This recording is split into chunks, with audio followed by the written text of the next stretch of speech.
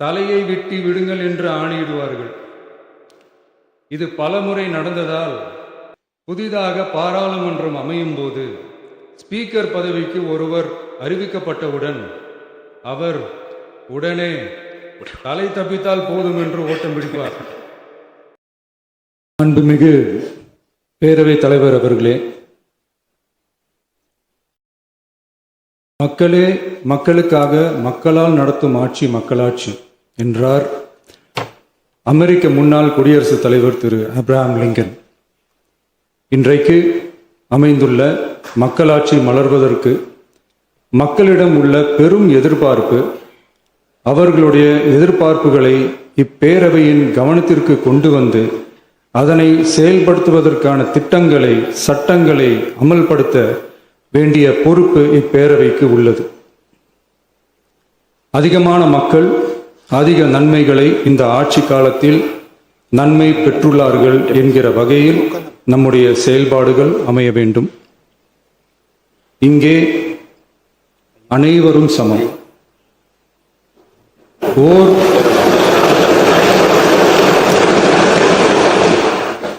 ஓர் உறுப்பினரை கொண்ட கட்சிகள் இங்கே இடம் பெற்றிருந்தாலும் அவர்களுடைய கருத்துகளுக்கும் அதிக எண்ணிக்கை பெற்ற தமிழக வெற்றிக் கழக உறுப்பினர்கள் தெரிவிக்கும் கருத்துகளுக்கும் சமமாகவே மதிப்பளிக்கப்பட்டு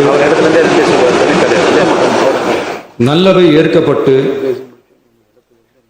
அல்லவை நிராகரிக்கப்பட்டு ஜனநாயகத்தின் இதயமாகவும் மூளையாகவும் இப்பேரவை செயல்பட வேண்டும். அதற்குரிய வகையில் பெருமை வாய்ந்த வரலாற்று சிறப்பு கொண்ட இப்பேரவையை நடத்தி செல்லும் பண்பை பெற்றுள்ளவரையே தமிழக வெற்றிக் கழகம் முன்மொழிந்து தாங்கள் இன்றைக்கு இந்த ஆசனத்தில் அமர்ந்துள்ளீர்கள். மாண்புமிகு பேரவைத் தலைவர் அவர்களே, தாங்கள் பேரவைத் தலைவராக ஒருமனதாக தேர்ந்தெடுக்கப்பட்டுள்ளீர்கள். தங்களை இந்த ஆசனத்தில் மாண்புமிகு பேரவை முன்னவரும் எதிர்க்கட்சி தலைவரும் தங்களுடைய கரங்களை பிடித்து அழைத்து சென்று அமர வைத்தார்கள். இந்த சம்பிரதாயம் எப்படி வந்தது என்று சொன்னால் சுவாரஸ்யமாக இருக்கும். பெரிய வரலாறு சம்பவத்தில் உள்ளது. இங்கிலாந்து நாட்டில் உள்ள பாராளுமன்ற நடைமுறைகளை போன்றதே நம்முடைய பாராளுமன்ற நடைமுறைகளும். மன்னராட்சி இருந்த காலத்திலேயே அங்க பாராளுமன்றம் இயங்கியுள்ளது. அக்காலத்தில் அனைத்து அதிகாரங்களையும் பெற்ற மன்னரும் இருந்தார், பாராளுமன்றமும் இயங்கியது. அங்கே மன்னர் ஒரு பணியை செய்ய வேண்டும் என்று விரும்புவார், பாராளுமன்றம் அவருடைய விருப்பத்தை பெரும்பாலும் நிராகரிக்கும். மன்னர் விரும்பிய காரியத்தை பாராளுமன்றம் நிராகரித்து விட்டது என்கிற செய்தியை மன்னருக்கு சொல்ல வேண்டியவர் பாராளுமன்ற தலைவர், ஸ்பீக்கர் என்பார்கள். பாராளுமன்றத்தின் கருத்தை மன்னரிடம் சொல்ல வேண்டியவர் ஸ்பீக்கர். அதற்கு துணிவு வேண்டும். சில பணிகளை செய்வதற்குத்தான் பாராளுமன்றத்தின் அனுமதி வேண்டுமே தவிர அந்த ராஜ்யத்தில் உள்ள எந்த பிரஜைக்கும் மரண தண்டனை விதிக்கும் அதிகாரம் மன்னருக்கு உண்டு. தான் விரும்பியதை பாராளுமன்றம் நிராகரித்து விட்டது என்று சொல்லும் ஸ்பீக்கருக்கு மரண தண்டனை விதிக்கும்படி ஆணையிடுவார். தலையை வெட்டி விடுங்கள் என்று ஆணையிடுவார்கள்.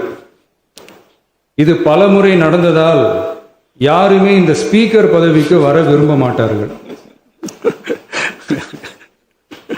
எனவே புதிதாக பாராளுமன்றம் அமையும் போது ஸ்பீக்கர் பதவிக்கு ஒருவர் அறிவிக்கப்பட்டவுடன் அவர் உடனே தலை தப்பித்தால் போதும் என்று ஓட்டம் பிடிப்பார். அணை முன்னவரும் எதிர்க்கட்சி தலைவரும் அவரை தடுத்து நிறுத்தி அவர் கைகளை பிடித்து இழுத்து வந்து ஆசனத்தில் அமர வைப்பார்கள். இதுதான் அந்த காலத்தில் இருந்து வந்த மரபு. ஜனநாயக முறை ஏற்பட்ட பிறகும் இம்மரபு தொடர்கிறது. நிச்சயமாக தமிழக வெற்றிக் கழக உறுப்பினர்கள் அனைவருமே உங்களுக்கு உதவிகரமாகவே இருப்பார்கள் என்கிற வாக்குறுதியை இந்நேரத்தில் அளிக்க விரும்புகிறேன். பேரவையின் மாண்பையும் கண்ணியத்தையும் பேரவை உறுப்பினர்களின் கண்ணியத்தையும் காக்க வேண்டிய பொறுப்பை உங்களிடத்தில் ஒப்படைத்திருக்கிறார்கள். தற்காலிக பேரவைத் தலைவர் பொறுப்பில் மிக சிறப்பாக பணியாற்றிய நம்முடைய உறுப்பினர் திரு மூவி கருப்பையா அவர்களை சந்திக்க நேற்றுக்கு சென்றிருந்தேன். அங்கே முந்தைய பேரவைத் தலைவர்கள் படங்களை கண்ணுற்ற போது, அவர்களை பற்றி அறிந்த போது உண்மையிலே எனக்கு பெருமிதம் தந்தது. ஏனென்றால் எடுத்துக்காட்டாக விளங்கும் திரு ஜே சிவ சண்முகம் பிள்ளை, டாக்டர் யு கிருஷ்ணராவ், திரு எஸ் செல்லப்பாண்டியன் அவர்களுடைய வரிசையில் மிக சரியான ஒருவரையே நாம் முன்மொழிந்துள்ளோம் என பெருமை அடைந்தேன். அதே போன்றுதான் நம்முடைய பேரவை துணைத் தலைவர் அவர்களும் நீங்கள் இருவருமே மிக சாதாரண குடும்பத்தில் பிறந்து மக்கள் பணியாற்ற வேண்டும் என்கிற அவாவில் செயல்பட்டு வந்தவர்கள்.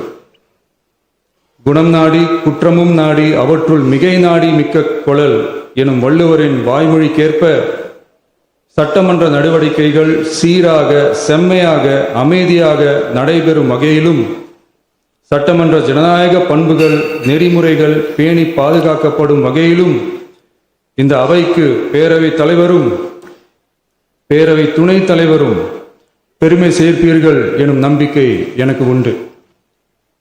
அரசியலுக்கு அப்பாற்பட்டு மனிதர்களை மதிக்கும் நல்ல பண்புகள் நிலைநாட்டப்பட வேண்டும். தமிழ் பண்பாடு போற்றப்பட வேண்டும். அவையின் மரபும் மாட்சிமையும் மதிப்பும் காக்கப்பட வேண்டும் என்ற நல்லெண்ணத்தின் அடிப்படையில் அந்த பதவி ஏற்றுள்ள தங்கள் இருவராலும் காப்பாற்றப்படும் என்னும் நம்பிக்கையை மீண்டும் தெரிவித்து என் உரையை நிறைவு செய்கிறேன். நன்றி, வணக்கம்.